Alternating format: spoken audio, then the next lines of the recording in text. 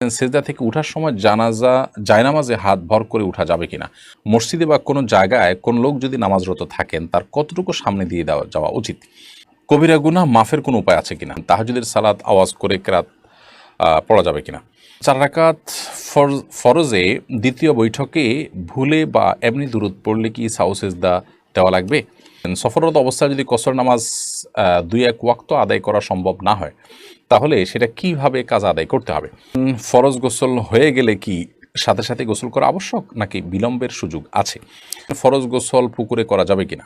উত্তর অথবা পশ্চিম দিকে পা রেখে ঘুমানো কি ঠিক হবে নাকি গুনাহ হবে? মৃত্যুর পর দুনিয়ার মানুষের কথা কি মনে পড়ে? প্রেগন্যান্সির সময় নামাজ বসে বা ইশারায় পড়া যাবে কিনা? চলুন তাহলে আর বিলম্ব না করে আমরা মূল পর্বে প্রবেশ করি এবং আপনাদের যে সমস্ত প্রশ্ন আমাদের কাছে ইতিমধ্যে চলে এসেছে সেগুলোর উত্তর আমরা দেওয়ার চেষ্টা করি। আলিফানুর লিখেছেন, প্রেগন্যান্সির সময় নামাজ বসে বা ইশারায় পড়া যাবে কিনা? প্রেগন্যান্সি হলেই নামাজ বসে পড়া যাবে বা ইশারায় পড়া যাবে, ব্যাপারটা এরকম নয়। তবে প্রেগন্যান্সির সময় অনেক মা বোনরা এত বেশি অসুস্থ হয়ে পড়েন যে তাদেরকে বিছানায় শুয়ে পড়তে হয়, অথবা অনেকে আছেন যে শেষের দিকে এসে দাঁড়িয়ে নামাজ পড়াটা তাদের জন্য কঠিন হয়, শরীর ভার হয়ে যায়, তাদের শারীরিক দুর্বলতার কারণে বা স্থূলতার কারণে, নানা কারণে তারা দাঁড়িয়ে নামাজ পড়লে রুকু সিজদা করে স্বাভাবিকভাবে নামাজ পড়তে গেলে পড়ে যাওয়ার আশঙ্কা থাকে। এরকম আশঙ্কা যদি জোরালো হয়, প্রবল হয়, তাহলে সেক্ষেত্রে তিনি বসে নামাজ পড়তে পারেন। বসে নামাজ পড়ার ক্ষমতা না থাকলে তিনি শুয়ে অবশ্যই নামাজ পড়তে পারেন। কিন্তু এটা হলো যদি সেরকম পরিস্থিতি তৈরি হয়, কারোর প্রেগনেন্সি হলেই সামান্য ঠুনকো অজুহাতেই তিনি বসে নামাজ পড়া শুরু করবেন, ব্যাপারটা সেরকম নয়।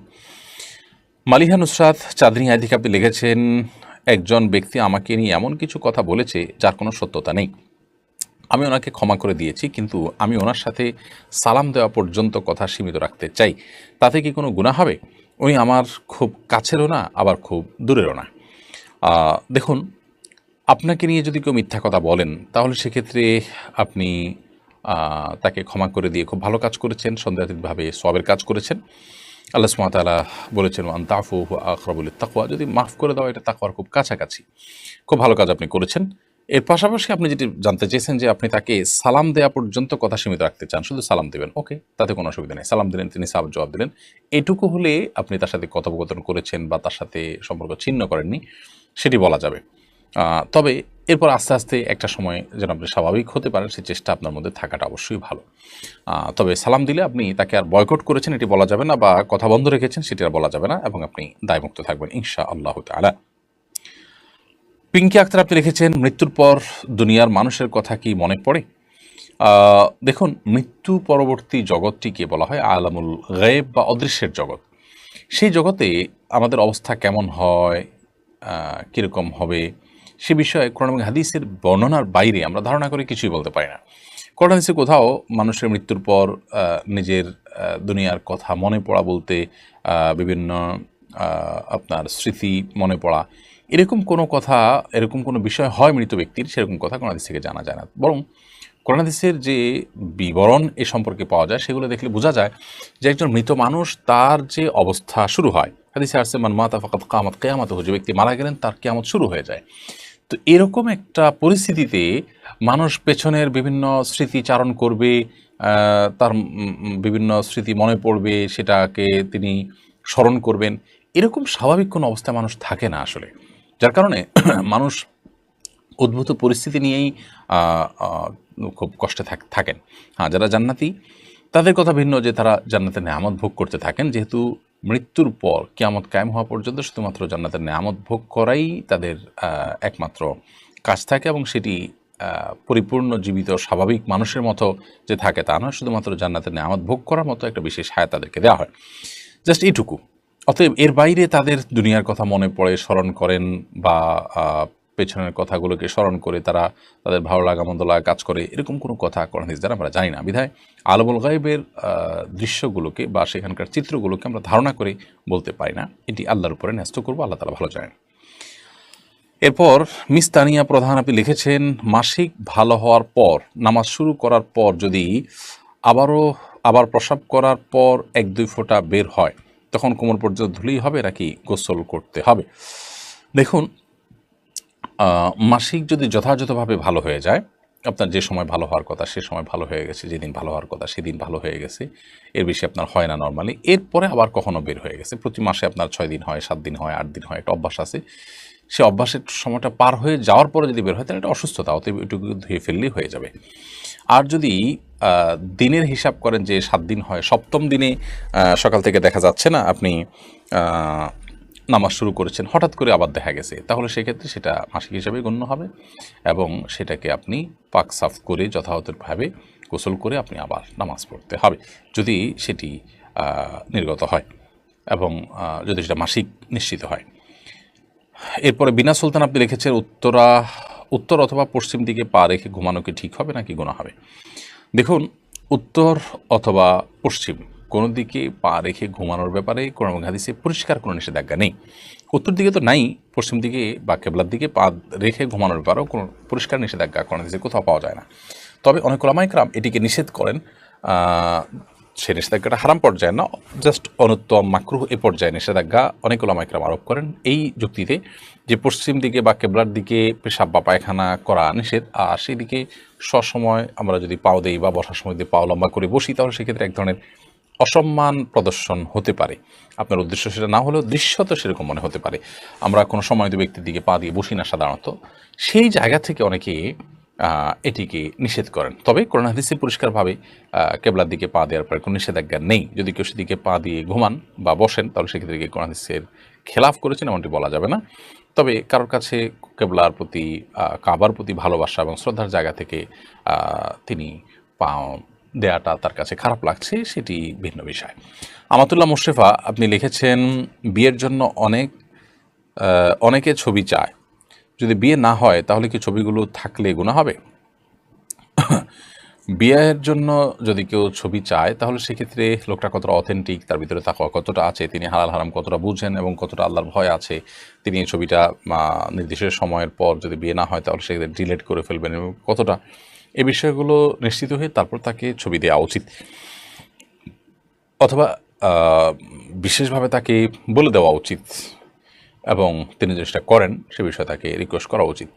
এরকম না হলে যে কেউ চাইলেও আর তাকে ছবি দিলেন, এটা উচিত না, কারণ এটি আপনার প্রাইভেসি যেমন নষ্ট হবে, গুনাহের কাজ তিনি করবেন, আপনি পরোক্ষভাবে সেটাতে একরকম সহায়তাই করলেন, ব্যাপারটা সেরকম হয়ে গেল। এই জন্য এই বিষয়গুলো দেখা উচিত। আপনি আপনার চেষ্টা অনুযায়ী সাধ্য অনুযায়ী চেষ্টা করেছেন, তারপরও যদি তিনি এটি করেন না, ডিলিট করেন, নিজের কাছে রেখে দেন, তাহলে সেক্ষেত্রে ইনশাআল্লাহ এর দায় আপনার আসবে না, তার উপরে থাকবে। মাহবুর রহমান লিখেছেন ফরজ গোসল পুকুরে করা যাবে কিনা? ফরজ গোসল পুকুরে করা যাবে, কোনো অসুবিধা নেই। পুকুর সাধারণত বড় হয়ে থাকে আমাদের দেশে, একেবারে ছোট গড় যদি হয় যে 10 হাত করে চারদিকে 40 হাতেরও কম হয় তাহলে সেক্ষেত্রে সেটা ভিন্ন, কিন্তু এর বাইরে বড় যদি হয় তাহলে সেক্ষেত্রে বড় বলতে মানে চারপাশে 40 হাতের বেশি এরকম পুকুর বাংলাদেশে প্রায় অলমোস্ট সব পুকুরগুলোই। তো এই সমস্ত পুকুরে গোসল করাতে কোনো অসুবিধা নেই। ফরজ গোসল, সেখানে যদি আপনার নাপাক লেগেও যায় তাতে সব পানি নাপাক হয়ে যাবে না, কারণ পানি যখন অনেক বেশি থাকে সেখানে সামান্য নাপাক লাগলে সব পানি নাপাক হয়ে যায় না। হ্যাঁ, নাপাকটা যদি কোথাও দৃশ্যমান থাকে তাহলে ওই দৃশ্যমান যেখানে তার আশপাশের পানিগুলো শুধুমাত্র নাপাক থাকবে এবং সেটা যে আস্তে আস্তে পরিবর্তিত হয়ে যায় আর দৃশ্যমান না থাকে তাহলে তার কোনো কথাই নেই। অতএব ফরজ গোসল পুকুরে করতে কোনো সমস্যা নেই। শোয়েব এআইডি থেকে আপনি লিখেছেন একজন মানুষ যদি অনেক ঋণ করে আত্মহত্যা করে মারা যায় এবং মারা যাওয়ার পর টাকা পরিশোধ করা সম্ভব না হয় তাহলে মৃত ব্যক্তির কী অবস্থা হবে? তিনি যদি ঋণ পরিশোধ করা ছাড়া মারা যান তাহলে সেক্ষেত্রে তার আত্মার ঝুলন্ত থাকার কথা রয়েছে এবং সেটা পরিশোধ করার আগ পর্যন্ত জান্নাতে যাওয়াটা তার ঝুলে থাকবে, সেটি বিভিন্ন হাদিস থেকে বোঝা যায়। অতএব এক্ষেত্রেও তাই হবে এবং ভিন্ন কিছু বলা যাবে না। আল্লাহ রাব্বুল আলামিন যদি তার প্রতি সন্তুষ্ট থাকেন, বিশেষভাবে যদি সে আল্লাহ তাআলাকে সন্তুষ্ট করার মতো কিছু করে যেয়ে থাকেন, আল্লাহ তাআলা তার পাওনাদারদের হক আদায় করে দেন কিয়ামতের ময়দানে, সেটা এক্সেপশনাল হতে পারে সেরকম কিছু। আর আত্মহত্যা করে মারা যাওয়ার কারণে তো গুনাহগার হয় মানুষ, সেটা তো আরেক বিষয়। এজন্য ঋণ করে ঋণ পরিশোধ করতে পারছেন না সেজন্য তিনি আত্মহত্যার পথে পা বাড়াবেন, এটা কোনো মুসলমানের কাজ হতে পারে না, কারণ আত্মহত্যা তো সমাধান না। আত্মহত্যা করলে তো আমার এই দায় থেকে আমি মুক্ত হয়ে যাচ্ছি না, বরং আল্লাহ তাআলার কাছে আরও শক্ত করে পাকড়া হচ্ছে। ঋণ পরিশোধ করতে পারিনি, আবার আত্মহত্যা করছি, দুটি অপরাধ করে আমি আল্লাহ তাআলার কাছে অপরাধী হয়ে গেলাম। বিধায় একজন মুসলমান কখনো এই ধরনের দায়িত্বহীনতার পরিচয় দিতে পারেন না। আল্লাহ আমাদেরকে সেই তৌফিক দান করুন, আমরা যেন এই ধরনের অন্যায় এবং অবিচার কাছ থেকে বেঁচে থাকতে পারি। দিনের পথে আসেন আইডি থেকে আপনি লিখেছেন স্বামী স্ত্রীর মধ্যে ভালোবাসা বৃদ্ধির উপায় কী? স্বামী স্ত্রীর মধ্যে ভালোবাসা বৃদ্ধি করার জন্য অন্য সব মানুষের সাথে ভালোবাসা বৃদ্ধির ক্ষেত্রে যেরকম সালামের ভূমিকা রয়েছে সেই সালামটা আদান প্রদান করতে হবে। নবী করিম সাল্লাল্লাহু আলাইহি সাল্লাম বলেছেন যে তোমরা যখন পরস্পরের মধ্যে সালামের আদান প্রদান করবে তখন তোমাদের মধ্যে ভালোবাসা বৃদ্ধি পাবে। সেই সাথে তিনি হাদিয়া প্রদান করার কথা বলেছেন, উপহার আদান প্রদান করা। অনেক সময় স্বামীরা স্ত্রীদেরকে সুবিধা দেন, স্ত্রীর স্বামীকে সারপ্রাইজ দেওয়া, স্বামীকে বিভিন্ন ক্ষেত্রে খুশি হওয়ার মতো কোনো কিছু পেশ করা তার জন্য। তো এরকম বিভিন্নভাবে উপহারের আদান প্রদান এটাও পারস্পরিক ভালোবাসা সৃষ্টির ক্ষেত্রে বিশেষ ভূমিকা রাখে। এপি আনোয়ার এটি থেকে আপনি লিখেছেন 4 রাকাত ফরজে দ্বিতীয় বৈঠকে ভুলে বা এমনি দুরূদ পড়লে কি সাউ সেজদা দেওয়া লাগবে? দেখুন, 4 রাকাত ফরজ নামাজের দ্বিতীয় বৈঠকে যদি ভুলে আপনি দুরূদ পড়ে ফেলেন তাহলে সেক্ষেত্রে হানাফি মাযহাব অনুযায়ী আপনাকে সেজদায়ে সাহু দিতে হবে। কারণ দ্বিতীয় বৈঠকে আত্মাহিয়াতু পড়ার পর বিভিন্ন হাদিস থেকে আমরা জানতে পারি যে দ্রুততার সাথে দাঁড়িয়ে যেতে বলা হয়েছে এবং বিলম্ব করতে নিষেধ করা হয়েছে। সেই সাথে আপনি নবী সাল্লাল্লাহু আলাইহি সাল্লামের প্রতি দুরূদ পাঠ করেছেন, এটা তো ভুলে পড়েছেন, এটা তো শেষ রাকাত শেষ বৈঠক মনে করে আপনি এটা পড়েছেন, তো অথচ এটা শেষ বৈঠক নয়। এসব কারণে সিজদায়ে সাহু দেওয়ার কথা ওলামায়ে আহনাফ বলে থাকেন, যদিও হাম্বলী মাযহাব ওলামায়ে কিরাম, সৌদি আরব ওলামায়ে কিরাম তারা বলেন যে না, দুরূদ শরীফ যদি পড়ে ফেলে তার কারণে সিজদায়ে সাহু বর্তাবে না। এটি সৌদি আরব ওলামায়ে কিরাম বা হাম্বলী মাযহাবের ওলামাদের মত। শেখ সোহাইব আপনি লিখেছেন ফরজ গোসল হয়ে গেলে কি সাথে সাথে গোসল করা আবশ্যক নাকি বিলম্বের সুযোগ আছে? গোসল ফরজ হয়ে গেলে সাথে সাথে গোসল করা উত্তম যদি সে সুযোগ থাকে, তবে বিলম্ব করার সুযোগ আছে যদি গোসল ফরজ হওয়ার পর পরবর্তী যে নামাজের ওয়াক্ত সেই নামাজের ওয়াক্ত বা যদি তার উপরে কোনো নামাজ বর্তায় তাহলে এই নামাজের ওয়াক্ত শেষ হওয়ার আগ পর্যন্ত তিনি বিলম্ব করতে চান, তাহলে শেষ মুহূর্তে বা ওয়াক্ত শেষ হওয়ার আগে আগে গোসল করে নামাজ পড়ে ফেললেন, এতটুকু বিলম্ব করা জায়েজ আছে। তবে এক্ষেত্রেও গোসল ফরজ হয়ে গেলে যদি লম্বা সময় তিনি বিলম্ব করতে চান, এশার পরে গোসল ফরজ হয়ে গেল, ফজর আগ পর্যন্ত তিনি সুযোগ পাবেন গোসল করার, তাহলে সেক্ষেত্রে এই সময়টা তিনি গোসল না করে শেষের দিকে একসাথে ফজর ওয়াক্ত হলে তখন গোসল করতে চান, তাহলে অজু করে ঘুমানো বা অন্যান্য কাজ করাটা সুন্নাহ, এটা উত্তম। কিন্তু যদি কোনো কারণে ওযু নাও করেন তাতে তিনি কবিরা গুনাহ করেছেন ব্যাপারটা এরকম না, সুন্নাতও করেছেন, এটুকু বলা যাবে। রিফাত মাহমুদ লিখেছেন তাহাজ্জুদের সালাত আওয়াজ করে কেরাত পড়া যাবে কিনা? তাহাজ্জুদের সালাতে আপনি রাতে আওয়াজ করে কেরাত পড়তে পারেন, যেহেতু রাতের নামাজ আপনি আওয়াজ করে কেরাত পড়তে পারবেন। দিনের নামাজ হলে সেটা নীরবে পড়বেন, আর রাতের নামাজ আপনি অবশ্যই আওয়াজ করে পড়তে পারেন। মোহাম্মদ জুনেদ ইসলাম আপনি লিখেছেন আমি কিভাবে আল্লাহর প্রিয় বান্দা হতে পারি? আল্লাহর প্রিয় বান্দা হওয়ার জন্য দুনিয়া বিমুখতা হলো পূর্বশর্ত। নবী করিম সাল্লাল্লাহু আলাইহি সাল্লাম সাহাবীদেরকে বলেছেন যে তোমরা কিভাবে আল্লাহর প্রিয় পাত্র হবে, তার উপায় হলো যে তোমরা দুনিয়ার ব্যাপারে বিমুখ থাকবে, দুনিয়ার প্রতি তোমাদের আকর্ষণ থাকবে না, দুনিয়া নিয়ে তোমাদের বিশেষ কোনো আগ্রহের জায়গা থাকবে না। দুনিয়া উপার্জন করতে হবে দুনিয়াতে বেঁচে থাকার প্রয়োজনে, কিন্তু এটার জন্য মানে ডু অর ডাইয়ের পর্যায়টাকে নেওয়া যাবে না এবং এটার জন্য মরিয়া হয়ে যাওয়া এটা করা যাবে না। এটুকু যদি আমরা করতে পারি সেক্ষেত্রে আল্লাহ তাআলার প্রিয় বান্দা হওয়ার পথ আমাদের জন্য সবচেয়ে বেশি সুগম হবে। এরপরে পিয়াল খান সাদ এআইডি থেকে আপনি লিখেছেন আমাদের ইসলাম ধর্মে হালাল খাবারগুলো মুরগির গোশত, গরুর গোশত ইত্যাদি যদি ভিন্ন ধর্মের মানুষের কাছ থেকে মুরগির গোশত বা গরুর গোশত কেনা জায়েজ হবে? পশুগুলো বিসমিল্লাহ বলে জবাই করা হয়েছে কিনা জানা যদি না থাকে তাহলে খাদ্যকে হালাল হবে? বিশেষ করে দেশের বাইরে ঘুরতে গেলে এই ধরনের পরিস্থিতির সম্মুখীন হতে হয়। যদি আপনি মুসলিম প্রধান দেশে কথা বলেন তাহলে সেক্ষেত্রে আমরা বলবো সেখানে সাধারণত এখানে হালাল উপায়ে জবাই করার কথাই বেশি। যদি এরকম হয় সচরাচর তাহলে সেক্ষেত্রে আপনি এটা কিনতে পারেন, অযথাই সন্দেহ করার প্রয়োজন নেই। আমার দেশে গরুর কথা বলা যে গরুর গোশত প্রায় সব দোকানই মুসলমানদের এবং তারা আল্লাহর নাম পড়ে জবাই করেন, এটাই স্বাভাবিক। বিধায় এটা নিয়ে আপনার আলাদা ধোঁয়াশা বা সংশয় থাকা উচিত না। হ্যাঁ, দেশের বাইরে আপনি যাচ্ছেন, সেখানে অমুসলিম প্রধান দেশ যদি হয় তাহলে সেক্ষেত্রে সেখানে কিভাবে জবাই হয়েছে আপনি জানেন না, হালাল কোনো অথেন্টিক কোনো প্রতিষ্ঠান থেকে হালাল সার্টিফিকেশনও নাই, তাহলে সেক্ষেত্রে আপনি সন্দেহ হলে সেরকম খাবার অবশ্যই অ্যাভয়েড করবেন এবং নিশ্চিত হওয়ার চেষ্টা করবেন যে এটি হালাল উপায়ে জবাই হয়েছে কিনা। যদি হয় তাহলে গ্রহণ করবেন, আর যদি ধোঁয়াশা থেকে যায় বা নিশ্চিত হওয়ার সুযোগ না থাকে তাহলে সেক্ষেত্রে অবশ্যই অ্যাভয়েড করবেন। ইঞ্জিনিয়ার নাজমুল হোসেন আপনি লিখেছেন সফররত অবস্থায় যদি কসর নামাজ 2-1 ওয়াক্ত আদায় করা সম্ভব না হয় তাহলে সেটা কিভাবে কাজা আদায় করতে হবে? সফররত অবস্থায় কসরের নামাজ যদি আদায় করা না যায়, অর্থাৎ আপনার সফর অবস্থার নামাজ কাজা হয়, তাহলে বাড়িতে আসার পর সেই নামাজটা যখন কাজা করবেন তো কসর হিসাবে কাজা করবেন, যেহেতু এটা ফরজ হয়েছিল কসর হিসাবে। ঠিক একইভাবে বাড়িতে থাকা অবস্থায় কোনো নামাজ কাজা হয়েছে, সফরে গিয়ে সেটা যদি আদায় করতে চান তাহলে সেক্ষেত্রে পূর্ণাঙ্গ আদায় করবেন, যেহেতু এটা ফরজ হয়েছিল পূর্ণাঙ্গভাবে, অর্থাৎ যেভাবে পূর্ণাঙ্গ ফরজ হয়েছে আদায়টা ঠিক সেভাবে হবে। কবিরা গুনাহ মাফের কোনো উপায় আছে কিনা? হ্যাঁ, কবিরা গুনাহ মাফের উপায় তো অবশ্যই আছে। কবিরা গুনাহ মাফের জন্য আপনি আল্লাহ তাআলার কাছে ক্ষমা চাইবেন, এটাই হলো এর উপায়। এবং ইস্তিগফার করবেন এবং তওবা করবেন। আপনি যে অন্যায় করেছেন তার জন্য লজ্জিত অনুতপ্ত হয়ে ভবিষ্যতে যেন আর না হয় সেজন্য সংকল্প করবেন। এটাই হলো কবিরা গুনাহ মাফের উপায়। এবং সেই গুনাহ থেকে সরে আসবেন, আর কখনো না করার সংকল্প করবেন। যেটুকু হয়েছে তার জন্য লজ্জিত অনুতপ্ত থাকবেন, আল্লাহর কাছে ক্ষমা চাইতে থাকবেন। ইনশাআল্লাহ বিদিনিল্লাহ আল্লাহ তাআলা অবশ্যই সকল গুনাহ মাফ করবেন এভাবে।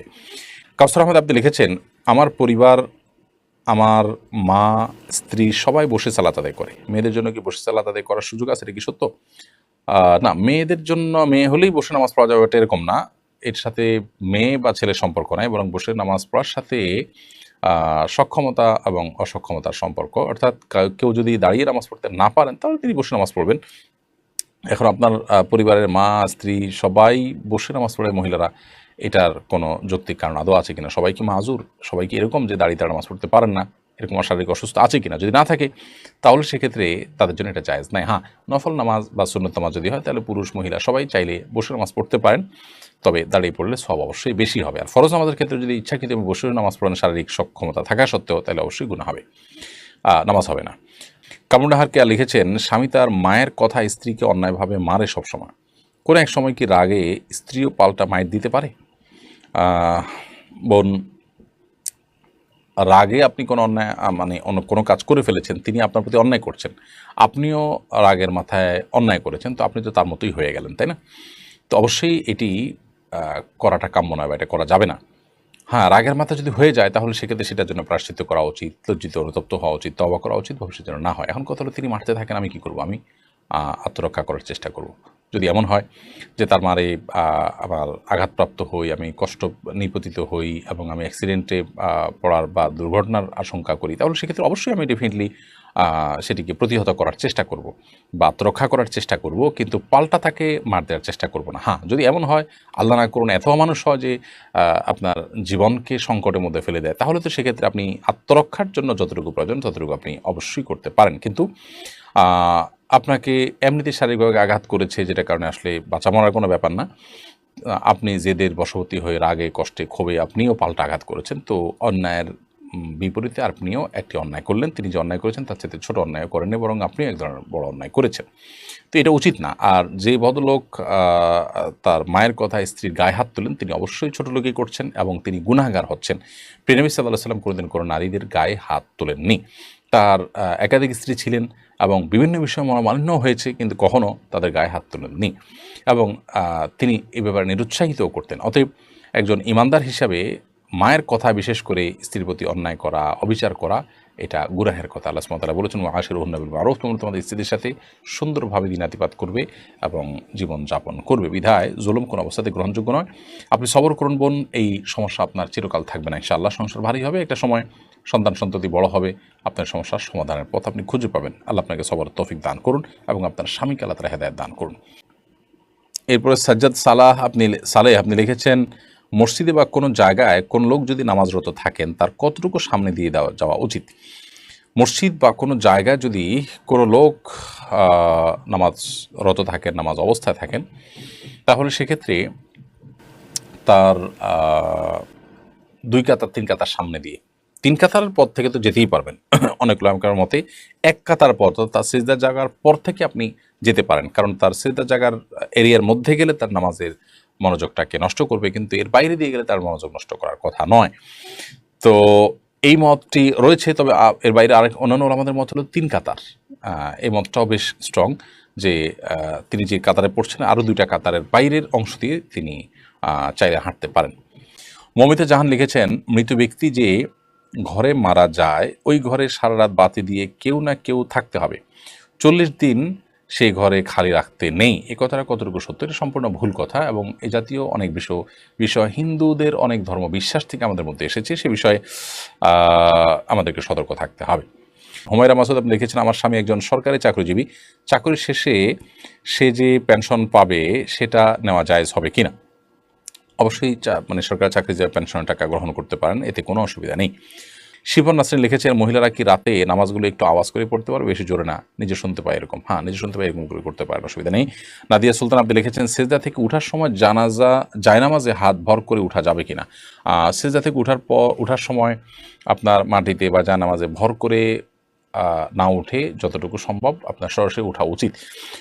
যদিও নবী করিম সাল্লাল্লাহু আলাইহি সাল্লাম মাটিতে ভর করে ওঠার কথা বর্ণিত আছে, কিন্তু সেটার ব্যাপারে অনেক মুহাদ্দিসদেরই ব্যাখ্যা হলো যে নবী সাল্লাল্লাহু আলাইহি সাল্লামের শারীরিক অসুস্থতার কারণে এটা কখনো কখনো তিনি করেছেন। অতএব কারোর শরীরে অসুস্থতা বোধ করলে তিনি এটা করতে পারেন, কোনো অসুবিধা নেই। বাট সুস্থ স্বাভাবিক অবস্থাতে তার এরকম না করে বরং হাঁটুতে ভর করে তারপর দাঁড়ানো উচিত। এরপরে খুকুমনি আপনি লিখেছেন, রাস্তাঘাটে অনেকে সাহায্য চায়, টাকা চায়, এক্ষেত্রে কাদের সাহায্য করা উচিত আর কাদের সাহায্য করা উচিত নয়?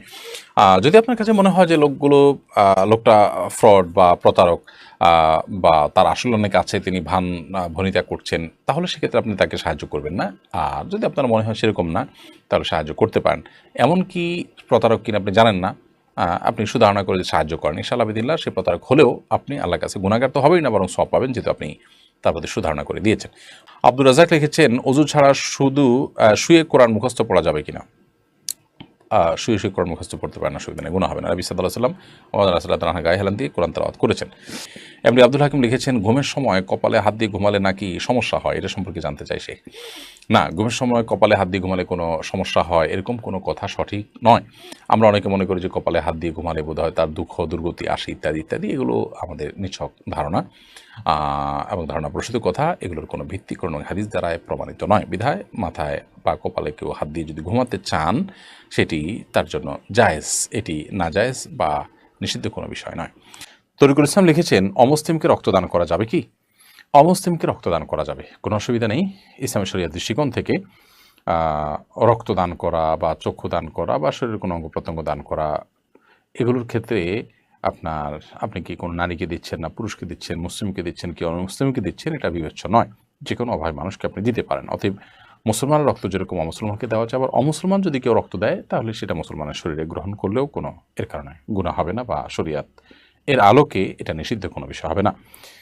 শাকিল আহমেদ আপনি লিখেছেন, জুমার নামাজে খুতবার সময় দান বাক্স চালালে বা টাকা উঠালে সেটা জায়েজ হবে কিনা? না, জুমার নামাজে ইমাম সাহেব যখন খুতবা দেওয়ার জন্য বের হন, মিম্বরের দিকে অগ্রসর হন, তখন আর কোনো কথা বলা যায় না, কোনো নামাজ পর্যন্ত নবী করিম সাল্লাল্লাহু আলাইহি সাল্লাম শুরু করতে নিষেধ করেছেন নিজে থেকে।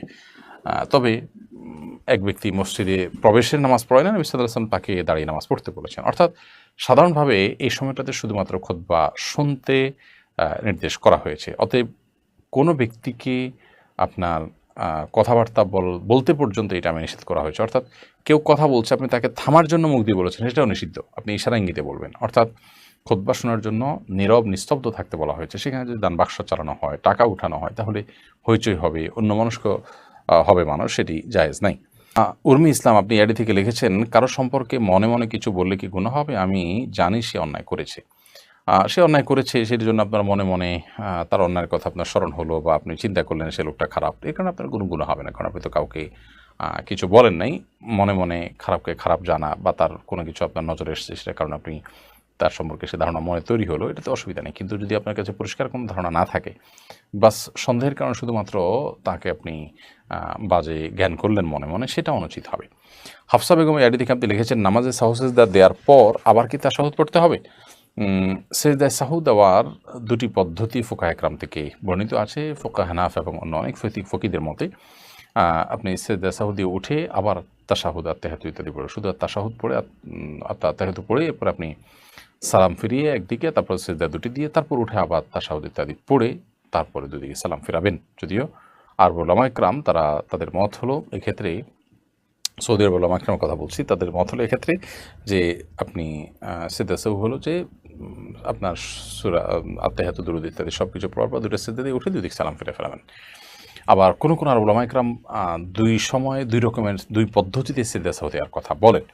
তবে ফোকা হানাফ বা আমাদের দেশে বিষয়ে মানুষ হানাফি মাযহাবকে ফলো করেন, সে আলোকে আপনি আত্তাহিয়াতু পড়ে একদিকে সালাম ফিরে দুটো সেজদা দিয়ে উঠে আবার আত্তাহিয়াতু দুরূদ দিয়ে পড়ে দুদিকে সালাম ফিরে শেষ করবেন। শামিউল সরকার সোয়াদ আপনি লিখেছেন, কোর্ট থেকে কাগজ এনে তাতে ছেলে ও মেয়ের স্বাক্ষর করলে বিয়ে হবে? কোর্ট থেকে কাগজ এনে ছেলে মেয়ে উভয় যদি ওখানে যদি লেখা থাকে যে আমি কবুল করলাম, আমি প্রস্তাব করলাম, এরকম কথা থাকে এবং সেখানে উভয় স্বাক্ষর করে সাক্ষীদের উপস্থিতিতে, তাহলে বিয়ে হতে পারে। মুখে উচ্চারণ ছাড়া এভাবে বিয়ে হতে পারে। কিন্তু যদি এক পক্ষ প্রস্তাব দিল যে আমি প্রস্তাব করলাম বিয়ের, আরেক পক্ষ কবুল করলাম, এরকম কথা যদি লেখা না থাকে, জাস্ট লেখা থাকলো যে উনি স্বামী উনি স্ত্রী, তাহলে এভাবে হলে বিয়ে হবে না। অর্থাৎ জাস্ট কাবিনে লেখা আছে স্বামীর ঘরে স্বামী স্ত্রীর ঘরে স্ত্রী, সেখানে স্বাক্ষর করলো, এতে হবে না। যদি লেখা থাকে যে হ্যাঁ আমি অমুককে বিয়ের জন্য এত টাকা মহার বিনিময়ে প্রস্তাব করলাম, স্বাক্ষর আছে, আবার অপরপক্ষ বললো যে আমি গ্রহণ করলাম, তারপর স্বাক্ষর আছে, এভাবে হলে হবে। অর্থাৎ যেটা মুখে বলবে জাস্ট ওইটাই লেখা আছে, এভাবে বিয়ে হতে পারে যদি সাক্ষীদের উপস্থিতি